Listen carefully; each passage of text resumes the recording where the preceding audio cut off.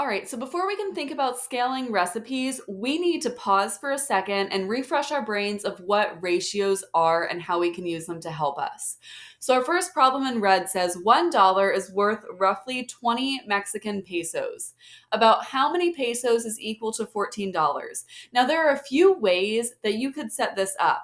Make sure that you're following along, first of all, throughout this video. Take notes, pause the video when you need to. Don't just watch this whole video and then try to do a problem. Okay, so back to our first problem. So I know that if I have 1 and I'm going to 14 for the dollars, I'm multiplying 1 times 14 to get to 14. So some of you, it might make sense to do it that way and think, okay, well, if I multiplied 1 by 14 to get 14, then I'm going to have to multiply 20 by 14 to tell me how many pesos there are. So I'm going to go ahead, head to Desmos, and it was 14 times the 20. So my answer is 280 pesos. Now, if this way does not make sense to you, we're going to set this up as a way where we can cross multiply. I'm going to pause the video and set that up, and I'm going to show you another strategy to do this. All right, so I've got my cross multiplication set up here. So I know that in $1 there are about 20 pesos. And my question is asking me how many pesos are equal to $14. Well, I know that they gave me $14, but they did not tell me the number of pesos. That's what I need to figure out. Now, it's really important that we've got these two together, so $1.20 pesos. And it's also important that we match up dollars and pesos down here. So just make sure your ratio is set up exactly like mine is. So now I'm going to do a little bit of cross multiplication. Okay, so I'm going to go multiply this way. And I'm also going to multiply that way. I'm literally cross multiplying. One thing that I forgot to add is an equal sign, so I'll go ahead and throw that in there. These two things are equal. Perfect. Okay, so I already know that 14 times 20 is 280 because we put it in Desmos.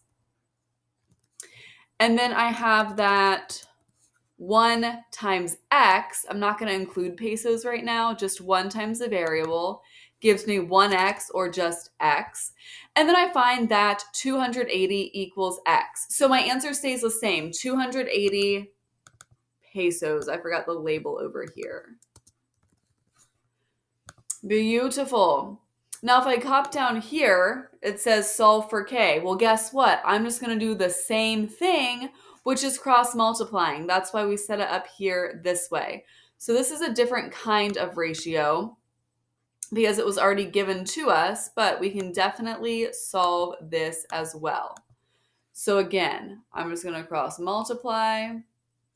And when I do that, I get 9 times 2, which gives me 18. And then I get k times 7, which just gives me 7k. And now in order to get k by itself, because that's ultimately what I want, I'm going to have to divide by whatever is in front of my variable. So in this case, 7 is in front of my variable. So I'm going to divide both sides by 7. 7. And then I'm going to get that 18 over 7 equals k. Because when I do divided by 7 on both sides, these two cancel out. So then 18 over 7 is my answer. All right, let's go ahead and do the blue one. This says a recipe for 4 servings requires 1/2 cup of flour. How many cups would you need to make 12 servings? So there are 2 ways to solve this, just like we did with the red problem. I can either see, okay, I have 4, and if I'm getting to 12, I'm going to have to multiply by 3 because 4 times 3 is 12. So that means I have to multiply 1/2 by 3. Come on over here to Desmos. 1/2 times 3. And that gives me 1.5 or 1.5 cups of flour.